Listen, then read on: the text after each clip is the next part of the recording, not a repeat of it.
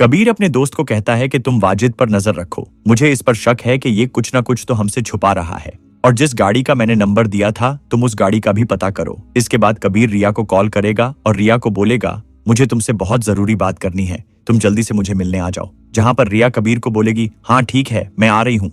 इसके बाद कबीर गाड़ी में बैठ के रिया को पिक करने चला जाएगा, लेकिन उसी वक्त वहां पर वाजिद का आदमी भोला अपने आदमियों के साथ रिया की ताक लगा के बैठा होगा, और जैसे ही रिया घर से निकलेगी तो वो उसको उठाने की कोशिश करेंगे, लेकिन ठीक उसी वक्त वहां पर कबीर भी पहुंच जाएगा जो रिया को पिक करने के लिए आ रहा होगा। मगर इस बार रिया वाजिद के आदमी को पहचान लेगी और उसके मुंह से चादर हटा देगी, जहां पर उसको कबीर भी पहचान लेगा, लेकिन कबीर के हाथ लगने से पहले वो लोग भाग जाएंगे। इसके बाद कबीर सिकंदर को कॉल करेगा और अपने भाई मुबीन खान को भी, फिर सीधा जाएगा चाचा अकराम के पास और उसको ये सारा माजरा बताएगा कि वाजिद, रिया और कबीर दोनों को मारना चाहता है ताकि दोनों खानदानों की दुश्मनी बढ़ जाए। जिसके बाद चाचा अकराम वाजिद को वहां पर बुलाएगा और जब वाजिद से ये सब कुछ पूछा जाएगा तो वो बोलेगा कि ये सब कुछ करवाने वाली अस्मा है, उसी के कहने पर मैं ये सब कर रहा था। वो चाहती थी कि कबीर और रिया हमारे रास्ते से हट जाएं ताकि हम एक हो सकें। इस वजह से मैं रिया को किडनैप करके कबीर को सिकंदर के हाथों मरवाना चाहता था ताकि कबीर मर जाए और सिकंदर को जेल हो जाए। इस तरह अस्मा और मेरे रास्ते में कोई रुकावट ना रहे। जब ये सारा कुछ वहां पर खड़ा हुआ सिकंदर खान सुनेगा तो गुस्से में लाल पीला हो जाएगा और जाके वाजिद का गिरेबान पकड़ लेगा और बोलेगा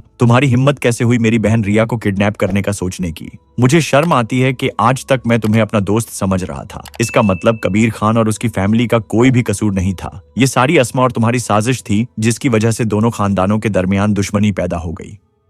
लेकिन अब देखो मैं तुम्हारे साथ क्या करता हूं। वहां पर चाचा अकराम सिकंदर खान को बोलेंगे कि इसको छोड़ दो, इसका इलाज मैं करूंगा, तुम फिक्र मत करो। फिर चाचा अकराम वहां पर पुलिस को बुला लेंगे और पुलिस वाजिद को अरेस्ट करके ले जाएगी।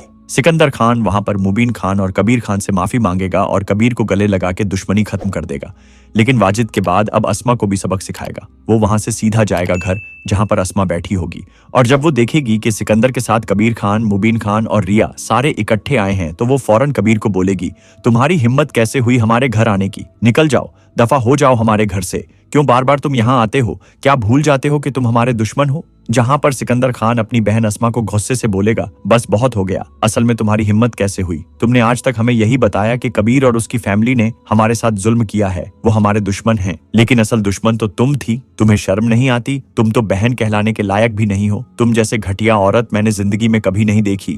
हमने तुम्हें अपनी माँ का दर्जा दिया था और हमें लगता था कि तुम्हारे होते हुए हमें अपने माँ बाप की कमी महसूस नहीं होती, लेकिन तुमने हमें क्या सिला दिया। सबसे बड़ी दुश्मन तो तुम निकली हमारी। यहाँ पर अस्मा सिकंदर के अंदर की आवाज सुनकर बिखलाहट का शिकार हो जाएगी और बोलेगी सिकंदर तुम्हें क्या हो गया है, तुम क्या कहना चाहते हो, क्या मतलब है तुम्हारा। जहां पर सिकंदर खान बोलेगा तुम्हारे सारे करतूत हमारे सामने आ गए हैं और तुम्हारा आशिक वाजिद इस वक्त जेल में है। तुम लोगों की सारी हकीकत हमारे सामने आ चुकी है। तुम कबीर को अपने रास्ते से हटाना चाहती थी ताकि तुम्हारा अपना रास्ता साफ हो सके और तुम और वाजिद एक हो सको। तुम्हें बहन कहते हुए आज मुझे शर्म आ रही है अस्मा, और अब मैं रिया की शादी कबीर के साथ करूंगा तुम्हारी आंखों के सामने। अब मैं देखता हूं कि तुम क्या करती हो। इसके बाद वो कबीर और मुबीन खान को बोलेगा मुबीन खान तुम लोग जाके बारात लाने की तैयारियां करो, मैं तुम्हारा इंतजार करूंगा। जिसके बाद रिया और कबीर एक हो जाएंगे